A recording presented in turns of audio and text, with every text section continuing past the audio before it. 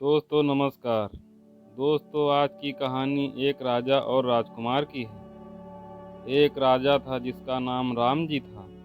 उसके जीवन में सभी सुख थे। राज्य का कामकाज अच्छे से चल रहा था। राजा के नैतिक गुणों के कारण प्रजा भी बहुत प्रसन्न थी।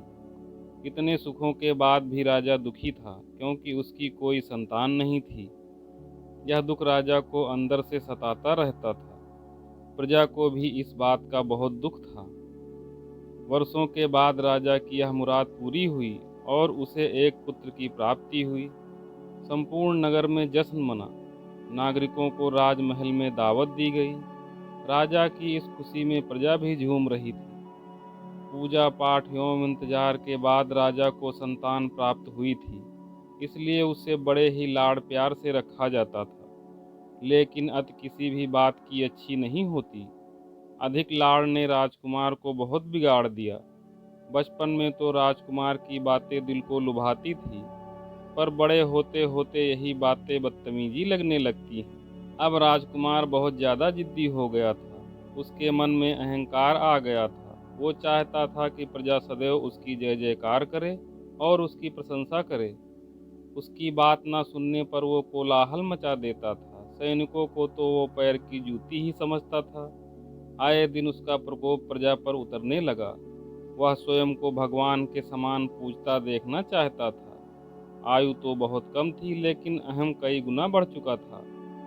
राजकुमार के इस व्यवहार से सभी बहुत दुखी थे। प्रजा आए दिन राजकुमार की शिकायत लेकर आती थी, जिसके कारण राजा का सिर लज्जा से झुक जाता था। यह एक गंभीर विषय बन चुका था। एक दिन राजा ने सभी खास दरबारियों एवं मंत्रियों की सभा बुलवाई और उनसे अपने मन की बात कही कि वे राजकुमार के इस व्यवहार से अत्यंत दुखी हैं। राजकुमार इस राज्य का भविष्य है। अगर उनका व्यवहार यही रहा तो राज्य की खुशहाली चंद दिनों में ही जाती रहेगी। दरबारी राजा को सांत्वना देते हैं और कहते हैं कि आप हिम्मत रखें, वरना प्रजा निसहाय हो जाएगी। मंत्री ने सुझाव दिया कि राजकुमार को एक उचित मार्गदर्शन एवं सामान्य जीवन के अनुभव की जरूरत है। आप उन्हें गुरु महादेव के आश्रम भेज दीजिए। वहां से जानवर भी इंसान बनकर निकलता है। यह बात राजा को पसंद आई। अगले दिन राजा अपने पुत्र के साथ गुरु जी के आश्रम पहुँचे। राजा ने गुरु महादेव के साथ अकेले में सारी बात बताई। गुरु जी ने राजा को आश्वस्त किया कि जब वह अपने पुत्र से मिलेंगे तब उन्हें गर्व महसूस होगा। गुरु जी के ऐसे शब्द सुनकर राजा को शांति महसूस हुई और वह सहर्ष अपने पुत्र को आश्रम में छोड़कर चले गए। अगले दिन सुबह गुरु के खास चेले द्वारा राजकुमार को भिक्षा मांग कर खाने को कहा गया, जिससे राजकुमार ने साफ इनकार कर दिया। चेले ने उसे कह दिया कि अगर पेट भरना है तो भिक्षा मांगनी होगी और भिक्षा का समय शाम तक ही है, अन्यथा भूखा रहना पड़ेगा। राजकुमार ने चेले की बात नहीं मानी और शाम होते होते उसे भूख लगने लगी, लेकिन उसे खाने को नहीं मिला। दूसरे दिन उसने भिक्षा मांगना शुरू किया। शुरुआत में उसके स्वभाव के कारण उसे कोई भिक्षा नहीं देता था, लेकिन गुरुकुल में सभी के साथ बैठने पर उसे आधा पेट भोजन मिल जाता था। धीरे धीरे उसे मीठे बोल का महत्व समझ आने लगा और कुछ दिनों बाद राजकुमार को भरपेट भोजन मिला। उसके बाद उसके व्यवहार में बहुत से परिवर्तन आए। इसी तरह गुरुकुल के सभी नियमों ने राजकुमार में बहुत से परिवर्तन किए, जिसे गुरुजी भी समझ रहे थे। एक दिन गुरुजी ने राजकुमार को अपने साथ सुबह सवेरे सैर पर चलने को कहा। दोनों सैर पर निकल गए। रास्ते भर बहुत बातें की।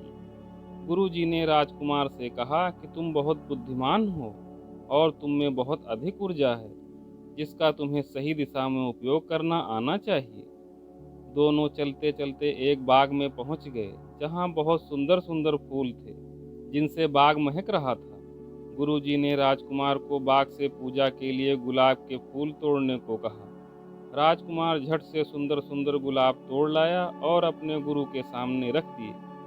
अब गुरुजी ने उसे नीम के पत्ते तोड़कर लाने को कहा। राजकुमार वो भी ले आया।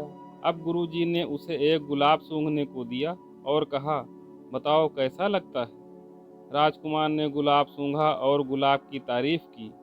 फिर गुरुजी ने उसे नीम के पत्ते चखकर उसके बारे में कहने को कहा। राजकुमार ने जैसे ही नीम के पत्ते खाए उसका मुंह कड़वा हो गया और उसने उसकी बहुत निंदा की और पीने का पानी ढूंढने लगा। राजकुमार की यह दशा देखकर गुरुजी मुस्कुरा रहे थे। पानी पीने के बाद राजकुमार को राहत मिली। फिर उसने गुरुजी से हंसने का कारण पूछा। तब गुरुजी ने राजकुमार से कहा कि जब तुमने गुलाब का फूल सूंघा तो तुम्हें इसकी खुशबू बहुत अच्छी लगी और तुमने उसकी तारीफ की, लेकिन जब तुमने नीम की पत्तियां खाईं तो तुम्हें वह कड़वी लगी और तुमने उसे थूक दिया और उसकी निंदा भी की। गुरुजी ने राजकुमार को समझाया, जिस प्रकार तुम्हें जो भी अच्छा लगता है तुम उसकी तारीफ करते हो, उसी प्रकार प्रजा भी जिसमें गुण होते हैं उसकी ही प्रशंसा करती है। अगर तुम उनके साथ दुर्व्यवहार करोगे और उनसे प्रशंसा की उम्मीद करोगे तो वह यह दिल से कभी नहीं कर पाएंगे। इस प्रकार जहाँ गुण होते हैं वहाँ प्रशंसा होती है। राजकुमार को सभी बातें समझ में आ जाती हैं और वह अपने महल लौट आता है।